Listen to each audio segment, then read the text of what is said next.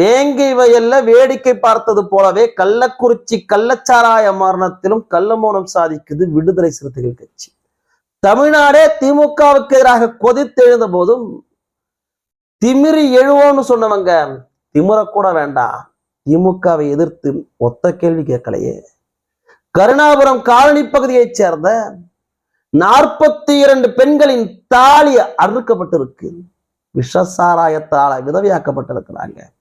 அவர்கள் குடும்பம் இன்னைக்கு நடு தெருவுல நிற்கதியா நிற்குது. வியர்வை சிந்தி உடைத்த மக்கள் கூட்டத்திட்ட விஷத்தை திணிச்சு கொண்டு இருக்கானுங்க. இப்ப கூட விடுதலை சிறுத்தைகள் கட்சி கண்டிக்காம திமுக கிட்ட விசுவாசம் காட்ட வேண்டிய காரணம் என்ன? 2 எம்பி பதவிக்கா? இந்த 2 எம்பி பதவிக்காக எத்தனை பட்டியல் சமுதாய மக்களை நீங்கள் பலி கொடுக்க போறீங்க? வேங்கை வயல்ல வேடிக்கை பார்த்தீங்க. திமுகவுடைய அமைச்சர்கள் எல்லாம் பட்டியல் சமுதாய மக்களை இழிவா பேசப்பையும் வாய்ப்புடுறீங்க. பஞ்சமி நிலத்தல பத்தி ஒரு வார்த்தை பேசல.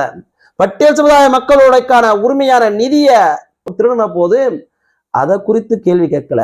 இன்னைக்கு 42 பிணங்கள் விழுந்திருக்கு. அதை பார்த்தும் கேள்வி கேட்காம உங்களால் எப்படி இருக்க முடியுது? எப்படி இருக்க முடியுது? அந்த மக்களால் தானே இன்னைக்கு உங்களுக்கு இந்த பதவி. அந்த மக்களை காமிச்சு தானே இத்தனை ஆண்டு காலம் அரசியல் பிழைப்பு நடத்துறீங்க. அந்த மக்கள் இன்னைக்கு உயிரையே பலி கொடுத்திருக்கிறாங்களே. இது இயற்கையான மரணம் இல்ல. இன்னும் 40 ஆண்டு காலமும் 20 ஆண்டு காலமும் 30 ஆண்டு காலம் வாழ வேண்டிய செத்துருக்கிறான்.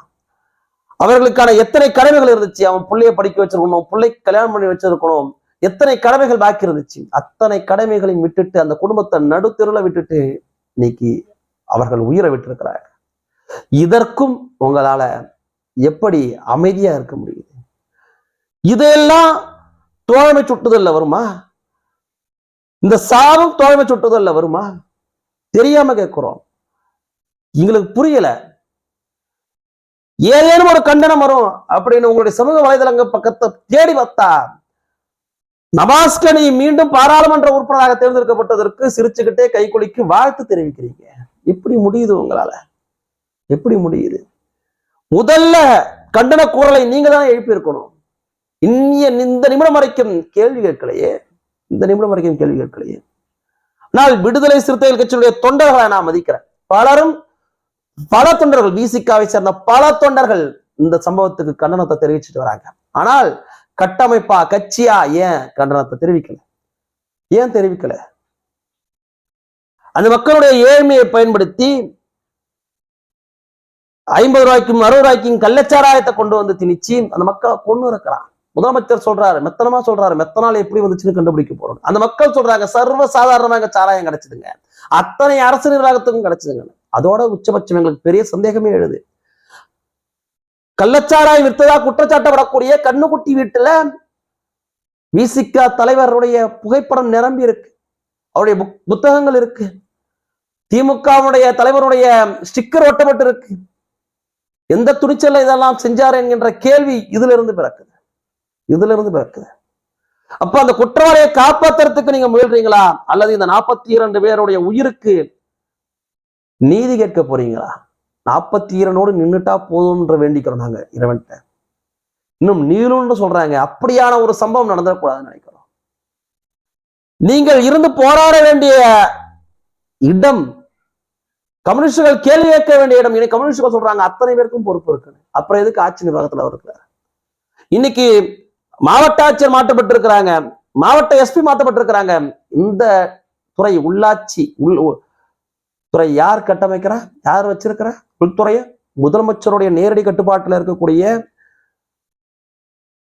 கலெக்டர் மீதும் எஸ்பி மீதும் நடவடிக்கை எடுத்திருக்கிறீங்க. அப்படியானால் முதலமைச்சர் அவருடைய பணியை சரியா செய்யலை என்பது முதலமைச்சரே ஒத்துக்கிட்டதா ஆகுது. அங்க இருக்கக்கூடிய பொறுப்பு அமைச்சர் மீதும் அந்த நிர்வாகத்துடைய அமைச்சர் மீதும் யார் நடவடிக்கை எடுக்கிறது? இது பொதுவனே அதிகாரிகள் மீது பழைய போட்டு தப்பிச்சுக்க பாக்குறாங்களே.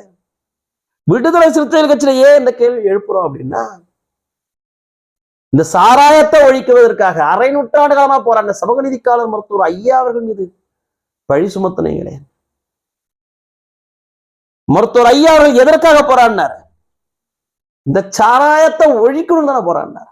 ஆனா நீங்க இந்த பட்டியல் சமுதாய மக்கள், இந்த உழைக்கின்ற மக்கள், இன்னைக்கு இந்த விஷத்தை குடிச்சு செத்துருக்கிறாங்க. அதை கேட்ட அடுத்த வினாடி துடிச்சு போய் கண்டனத்தை தெரிவிக்கிறாரு, கேள்வி கேட்கிறாரு. இனிமேல இந்த சம்பவம் நடக்கக்கூடாதுன்னு வலியுறுத்துறாரு. அமைச்சர்கள் மீதும் முதலமைச்சர் மீதும் நடவடிக்கை எடுக்கணும்னு சொல்றாரு. ஆட்சி அதிகாரம் அவரிடம் இருந்துச்சுன்னா இன்னைக்கு இந்த நேரத்துல அங்க இருக்கக்கூடிய அமைச்சரவை அத்தனை பேரும் நீக்கப்பட்டிருப்பாங்க. இதே பாமக முதலமைச்சர் நாற்காலியில் அமர்ந்திருந்தால் கூட முதலமைச்சர் நாற்காலியை விட்டு இறங்கியிருப்பாங்க. அது ஒரு முள் படுக்கையா மாறி இருக்கும். முதலமைச்சர் நாற்காலி என்பது 42 பிணங்களுக்கு மேல் அமரக்கூடிய ஒரு முள் நாற்காலியா மாறி இருக்கும். இறங்கியிருப்பாங்க. போன வருஷம் மரக்காணத்துல கள்ளச்சாராய மரணம், இந்த வருஷம் கள்ளக்குறிச்சியில கள்ளச்சாராய மரணம். இதுல சாவர அத்தனை பேரும் உழைக்கின்ற மக்கள். இந்த பெரும்பான்மை சமுதாய மக்களை பிளவுபடுத்துறதுக்காக, சாதிய மோதலை ஏற்படுத்துவதற்காக, அரசியல் பிழைப்புக்காக பேசாத பேச்சையெல்லாம் பேசுறீங்களே, பேசாத பேச்சையெல்லாம் பேசுறீங்களே. இப்ப என்னத்தை பிடிச்சி ஆட்ட போறேன்னு கேட்டவங்க இப்ப கள்ளக்குறிச்சியில ஏன் வாய் மூடி இருக்கிறாங்க, வாய் மூடி இருக்கிறாங்க. நீங்க பதவிக்குது, பாமகவுக்கு பதவிக்குது. ஏன் விடுதலை சிறுத்தைகள் கட்சிக்கு ஏன் நடுக்கல? விடுதலை சிறுத்தைகள் கட்சி ஏன் கேள்வி கேட்கல? என்ன காரணம்? அப்படி பொட்டிப்பாம்பா அடங்கி இருந்து இந்த பதவியை பெறுவதற்கு என்ன அவசியம் இருக்கு? இந்த பட்டியல் சமுதாய மக்களுக்கு நீங்கள் உண்மையாக இருந்தா தனிச்சின்னா இந்த பட்டியல் சமுதாய மக்கள் உங்களை உச்சாணி கும்பல அமர வைப்பாங்களே. தமிழ்நாட்டுல பட்டியல் சமுதாய மக்கள் ஆகப்பெரும் சமுதாயமாச்சு. அந்த பட்டியல் சமுதாய மக்களுக்கு நீங்க உண்மையா இருக்கிறீங்களா? அந்த மக்கள் உங்க மேல உண்மையா இருக்கிறாங்களே, நீங்க உண்மையா இருக்கிறீங்களா என்கின்ற கேள்வி பிறக்குதா இல்லையா? என்கின்ற கேள்வி பிறக்குது இல்ல. நீங்க எல்லாத்தையும் கடந்துருங்க. இந்த 42 பிணங்கள் விழுந்த பின்பாகவும் இடைத்தேர்தல்ல விக்கிரவாண்டியில திமுகவுக்கு ஆதரவாக வாக்கு சேகரிக்கணுமே, அன்னைக்கு உங்களுக்கு தர்மச்சங்கடமா இருக்காதா என்று கூட நீங்க சிந்திக்கலையே. என்னத்தை சொல்லி வாக்கு கேட்பீங்க? 42 பட்டியல் சமுதாய மக்களை கொன்ற திமுகவுக்கு ஓட்டு போடுங்கன்னு ஓட்டு கேட்பீங்களா? கள்ளச்சாராயத்தை தாராளமயமாக்கப்பட்ட திமுகவுக்கு ஓட்டு போடுங்கன்னு கேட்க போறீங்களா? வேங்கி வயல்ல வேடிக்கை பார்த்த திமுகவுக்கு ஓட்டு போடுன்னு கேட்பீங்களா? நீ SC பிரசிடண்ட் தானே கேட்ட. பொன்முடியினுடைய சொந்த மாவட்டத்துல நிக்கிறாங்க, பொன்முடிக்கு பெருமை சேர்த்து கொடுக்க ஓட்டு போடுங்கன்னு கேட்பீங்களா? ஒரு BDO, ஒரு வட்டார வளர்ச்சியாளரே சாதி பார்த்து திட்டிய ராஜகண்ணப்பன் அவர்கள் இருக்கக்கூடிய இயக்கம்னு ஓட்டு கேட்பீங்களா? நாங்கள் என்ன தாழ்த்தப்பட்டவர்களான்னு கேட்ட TR பாலவும் தயாநிதி மாறனும் இருக்கக்கூடிய இயக்கம்னு ஓட்டு கேட்பீங்களா? பட்டியல் சமுதாய மக்களுடைய நிதியை எல்லாம் மற்ற பணிகளுக்கு பயன்படுத்துறாங்கன்னு ஓட்டு கேட்பீங்களா? பஞ்ச நிலத்தை ஆட்டை போட்டு வச்சிருக்கிறாங்கன்னு ஓட்டு கேட்பீங்களா? எந்த அடிப்படையில நீங்கள் இந்த மக்கள் உண்மையாக இருக்கிறீங்கன்னு இந்த மக்கள் நினைப்பாங்க? இன்னைக்கு நான் பார்க்கிறேன் ஆதாரப்பூர்வமாக காட்டுவேன். பல பட்டியல் சமுதாய மக்கள் திருமாவளவன் அவர்களை எதிர்த்து கேள்வி கேட்க தொடங்கி இருக்கிறாங்க. 42 பிணங்கள் விழுந்த பின்பாகவும் ஊமையாக அந்த மக்கள் இருக்க தயாராக இல்லை என்பதற்கு அது சாட்சியா இருந்திருக்கு. அது சாட்சியா இருந்திருக்கு. பொய்யாக ஒரு சாதி மோதலை திட்டமிட்டு இந்த மரக்காணத்துல சாதி கலவரத்தை தூண்டிவிட்டு பொய்யாக அங்க வன்னியர்கள் மீது பழி போடுவதற்காக உடனுக்குடனாக களத்துல சாதி மோதலை ஏற்படுத்துவதற்கு துடிதுடிச்சு நீங்க இங்கெல்லாம் களத்துக்கு விரைந்து ஓடி இருக்கணும்.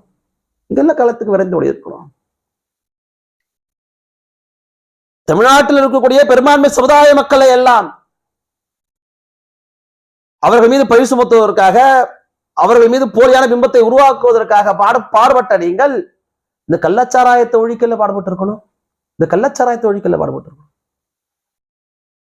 பட்டியல் சமுதாய மக்களும் வன்னியர் சமுதாய மக்களும் மற்ற பிற சமுதாய மக்களும் ஒன்றுபட்டு வாழணும்னு நீங்கள் உழைக்கலையே.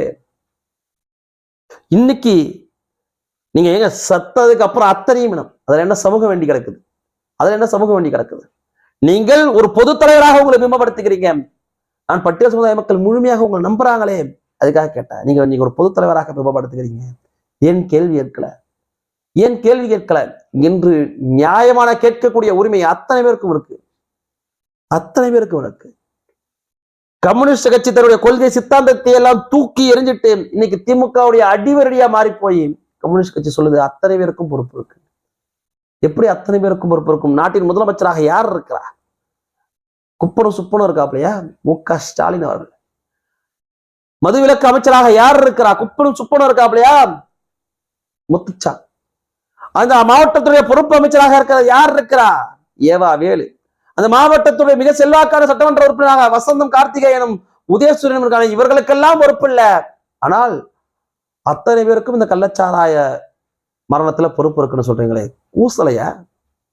எப்படி எல்லாருக்கும் பொறுப்பு இருக்கும்? இதை கட்டுப்படுத்த வேண்டிய கடமை யார்கிட்ட இருக்கு? ஆட்சியரில யார் இருக்கிறா?